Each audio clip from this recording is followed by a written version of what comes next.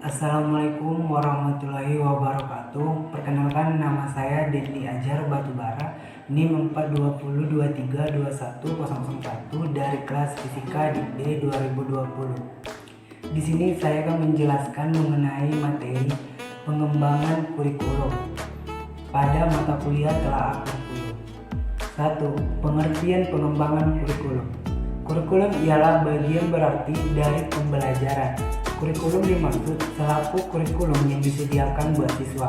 Menurut Omar Hamali dalam novel Manajemen Pengembangan Kurikulum, beliau memaparkan pengembangan kurikulum ialah sebutan yang komprehensif yang meliputi perencanaan, implementasi, serta penilaian. Perencanaan kurikulum ialah langkah terdepan dalam membangun kurikulum.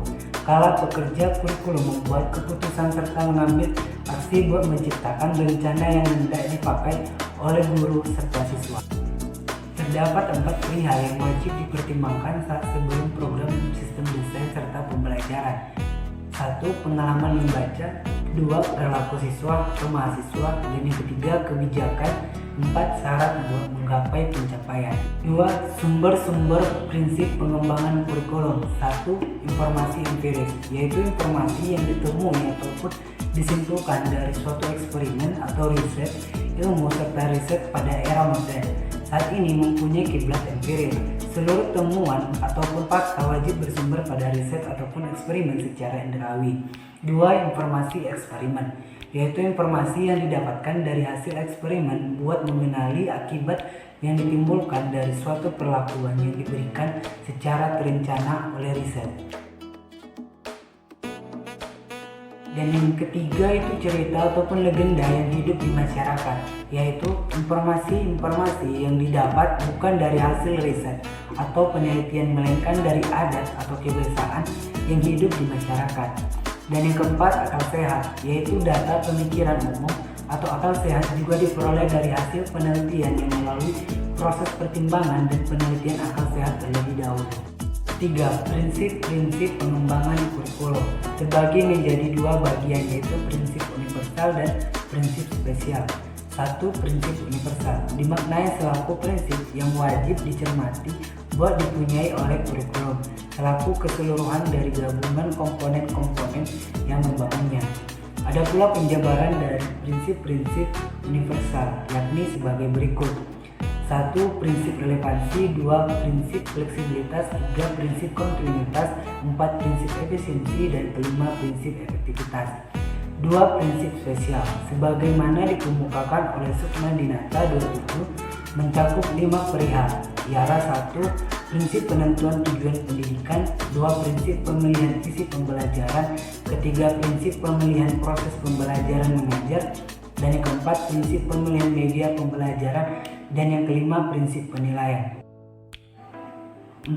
Tahap-tahap pengembangan kurikulum. 1. Tingkat kurikulum di tingkat nasional, yaitu revisi sistem pembelajaran pada jenjang ini mengacu pada pembelajaran tingkat nasional, meliputi format-format serta informal. 2. Penyempurnaan kurikulum di tingkat organisasi. Tingkatan prestasi akademik ini memiliki beberapa tugas yang dilaksanakan, semacam menetapkan tujuan yang wajib dilaksanakan, merevisi FKL, serta mendefinisikan muatan akademik secara totalitas.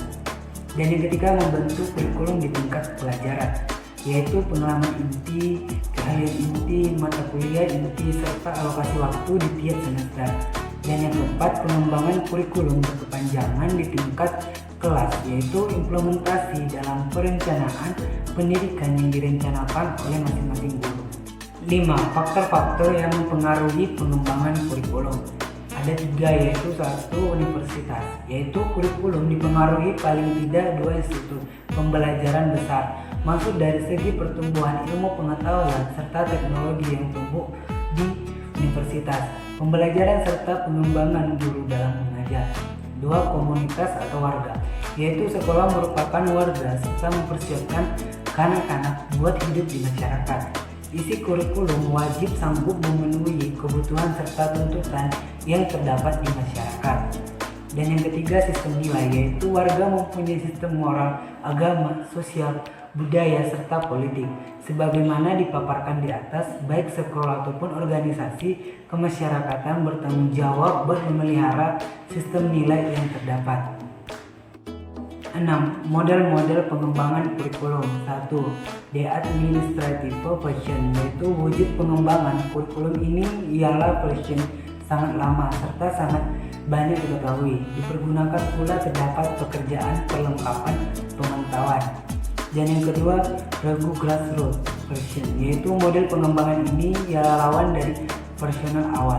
Inisiatif serta upaya pengembangan kurikulum bukan tiba dari atas, namun dari dasar.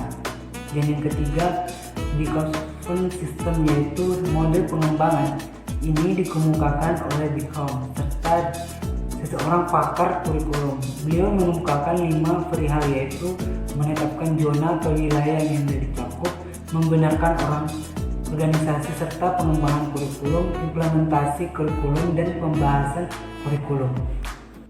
7. Prinsip-prinsip pengembangan kurikulum 2013. Prinsip yang sangat mendasar asal pengembangan kurikulum 2013 ini merupakan membuat partisipan didik yang berkarakter dan memiliki energi saing atau kompetensi.